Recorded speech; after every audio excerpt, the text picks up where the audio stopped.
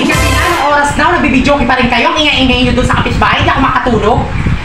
Baka nainggit ka lang, Mari, kasi hindi ka namin niyaya. Hindi ako nainggit. Ba't ako nainggit ako magbibidyoke kayo nung oras na? Pangakin na, magpatulog kayo. Naku, pasensya na talaga, Mari, ha? Nagkonting kasiyahan lang kami baga ni Maring Marisol dahil nga yung anak niya, di ba, nakagraduate sa kursong vulcanizing. Wala namang problema sa akin yan, Mari. Ang akin lang dapat, inimbitan nyo naman ako. Hinayin nyo naman yung tunog kasi nakakabulabog din, ha? Sorry talaga, Mari, ha? Huwag ka na magtambo, Mari. Magkanta ka na dito. Halika na, join ka sa amin. Hindi ako kakanta, no?